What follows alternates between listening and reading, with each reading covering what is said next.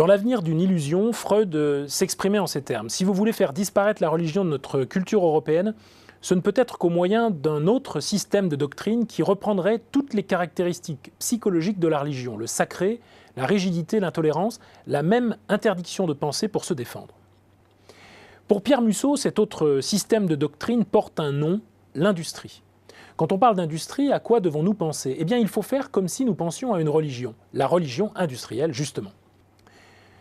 Dans cette longue enquête très documentée et fort bien illustrée de nombreuses gravures et peintures anciennes, du monastère à l'usine en passant par la manufacture, il n'y a qu'un pas qui mène non à la sécularisation, qui n'a jamais eu lieu, mais au fonctionnement proprement religieux et non reconnu comme tel de l'industrie. Pour défendre cette thèse pour le moins singulière, il s'appuie notamment sur les travaux de Pierre Legendre qui, dans Dominium Mundi, montrait que le discours sur l'industrie et le management est au cœur de la foi de l'homme occidental. Celui-ci s'est construit peu à peu depuis le XIIe siècle en de nombreuses phases, intensifiées depuis la Révolution française, phases qui donnent la structure et toute la saveur de cette enquête de Pierre Musso.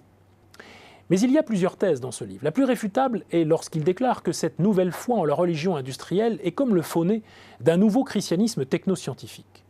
Il y voit l'extension d'une figure christique de l'incarnation comme si le corps chef du manager ou le corps de l'ouvrier Christ, pour reprendre ses expressions, étaient en quelque sorte les nouveaux pasteurs de ce culte postmoderne. Comme si l'entreprise était en quelque sorte le dernier avatar du romano-christianisme.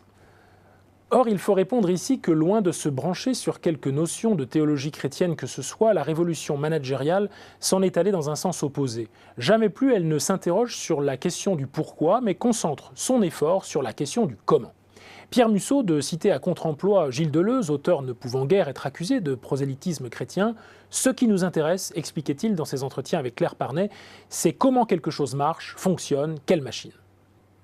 Notons cependant que cette généalogie de la religion industrielle, de la part de l'un des meilleurs spécialistes de la pensée d'Henri de Saint-Simon, est convaincante sur un point qui est en effet de première importance. Nous devons penser la gestion autrement qu'avec les catégories du sacré. Ces catégories, ces vertus quasi théologales qui ont pour nom rendement, gouvernance ou leadership. Comme il existe une herméneutique des textes religieux, un art critique de l'interprétation, nous devons faire exactement de même avec la normativité managériale secourue par les livres de management. Ce regard critique et historique est celui dont les sciences de gestion ont plus que jamais besoin pour ne plus être considérées comme des techniques performantes assistées par ordinateur, mais une pratique éthique et politique qui reconnaît son système de contraintes pour mieux le dépasser.